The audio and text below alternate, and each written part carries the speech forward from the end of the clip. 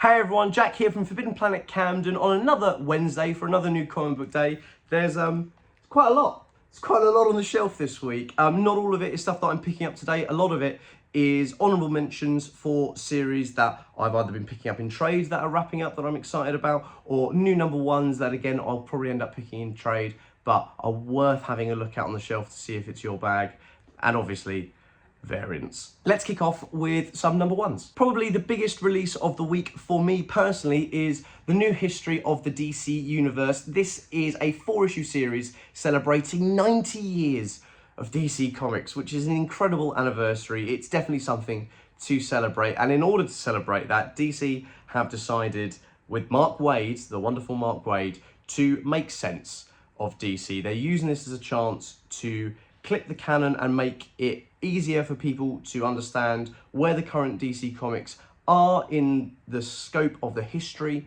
of DC, in this linear path, in this timeline of DC, where everything fits. The biggest question we get probably in the shop when people are trying to get into comics is, where do I start? Because, you know, there are so many different series out there, so many different writers, spins on characters, different versions of origins. You know, is this Batman the same as that Batman, so on and so forth. So I think this is a great chance to have a bit more of a canon for DC. It's not a big deal for me personally. I always kind of just muck in and figure out as I go along. I think that's the best way to get into comics, but for a lot of people they can't. It's a bit overwhelming. So I think having Mark Waid make sense of it a little bit, as well as celebrating all of these different eras of DC, starting here in the Golden Age and using Barry Allen as a conduit to give us that information, to tell us and take us through those stories, is wonderful. I think this is just going to be great. Chris Samney, a top artist for me, has done this wonderful wraparound cover for issue 1. So yeah, definitely pick it up for yourselves. I'm starting an independent series. Not me personally, I'm not writing it, obviously. I'm picking up a new independent series. I normally do that in the form of graphic novels or complete collections, just because that's how I've always collected them. There's been a few series that I've picked up independently in single issues, but then I always find myself buying the trade paperback as well, just because it's easy for me to reread. I tend to reread my indie books a lot more than I reread Marvel or DC, just because I'm so inundated with new stories from both of them that I very rarely find the time to go back.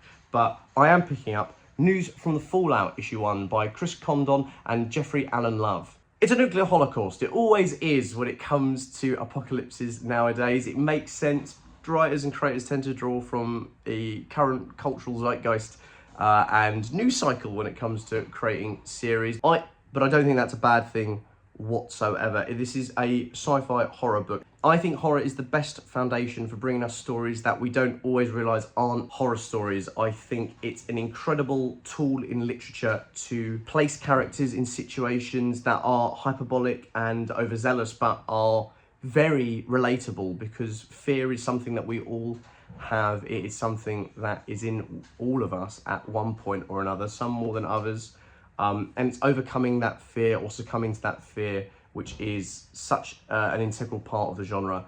And I am really excited to get stuck in to another horror series.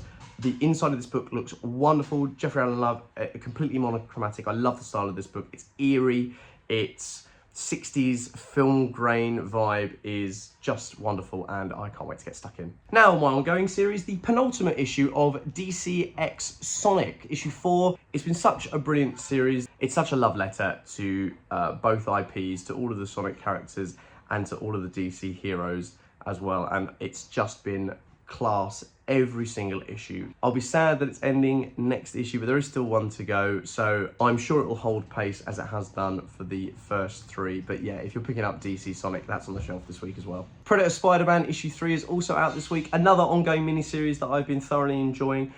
Craven has joined the fray. The hunted must be hunted. The description for this issue is kind of mad. There seems to be a lot of new characters or returning characters that are going to be joining the fray. I wonder how Benjamin Percy is going to fit it all in, but I have faith because I've been enjoying the series so far.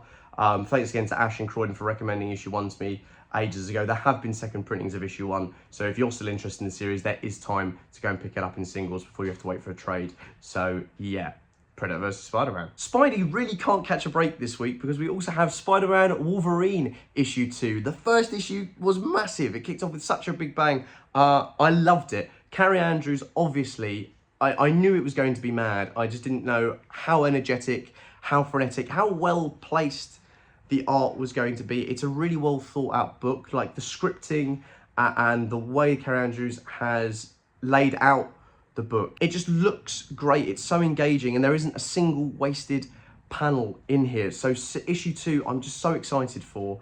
I won't spoil the ending of issue 1, but it was such a great build up to the finale where they were like, oh, now it's about to kick off. So issue 2 is definitely coming home with me this week and will probably be the first thing that I read, just because I'm so excited to see what happens. And last, but by no means least, for the ongoing series that I'm picking up, the third of 5 one-shots in the new Giantsize X-Men series, we have Giantsize Age of Apocalypse. As I've said before, these one-shots do all connect. They are following the story of Kamala Khan and Legion as they make their way through the X-Men history and the X-Men universe.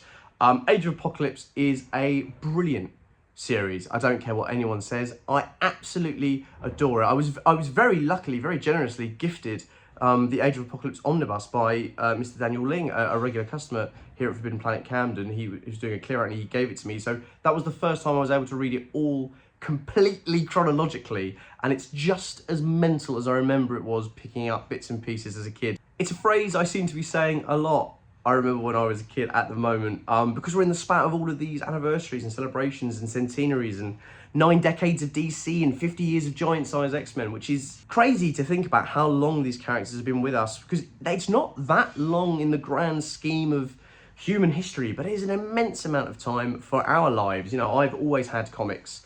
For me, many of the customers here have always had comics growing up. We're in that period where it's about celebrating and placing on a pedestal for a while these series that came before, that have allowed and have grown the community and all the stories that we get to engage with now. So yeah, I apologise for how much I'm reminiscing during these videos, but it's the name of the game at the moment in comics, and it's got me hook, line and sinker. So the third in 5 one-shots for Age of Apocalypse, one of my favourite parts of X-Men's history. I can't wait to see how Kamala and Legion interact and get out of this one.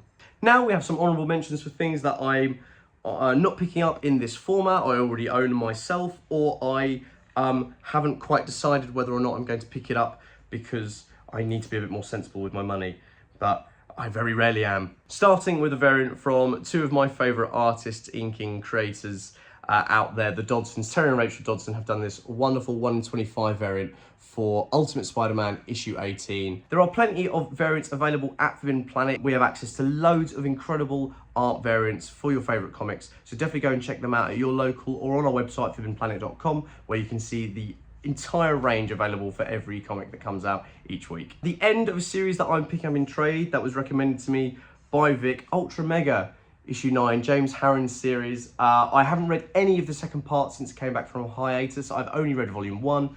I adore this series. It is insane. The artwork is probably some of the best on the shelf this week. So if you're already reading this series, this is your reminder. The final issue is out, because it means a trade paperback is not far away and I can finish off this brilliant series. So as always, thank you, Vic, for a brilliant recommendation. I know Vic has been responsible for putting a lot of people onto Ultra Mega over the years, so it's finally come to an end, which is bittersweet, if not anything else. So yes, pick that up off the shelf if you are reading the ongoings. So that's everything. It's a lot of single issues this week, a lot of new number 1s. As I said, some honourable mentions at the end there. That's just to not bulk out the video too much, but to remind people that there is more on the shelf than what I'm talking about. As you can see behind me, we are absolutely stacked with new releases every single week, so it's so wonderful to get to share what I'm picking up, but I will obviously miss things that are really important to you or are things that I haven't got around to reading yet. So as always, please do leave some recommendations in the comments down below. Roger Bolton last week recommended to me Marvel Fanfare, so I shall be picking up issue 1 and 2 and giving them a read. Thank you very much, Roger. I know how much you've been enjoying the series regularly here at Forbidden Planet Camden, so I'm excited to dive in deep and add that to my reading pile from you as well. So thank you very much as always, everyone, for all the support with the videos, and have a wonderful rest of your week, and I'll see you next Wednesday for some new comics. If you're enjoying watching Forbidden Planet TV and you're enjoying watching us talk to the world's most interesting and accomplished filmmakers, authors, artists, musicians, creators, subscribe right here. See you soon.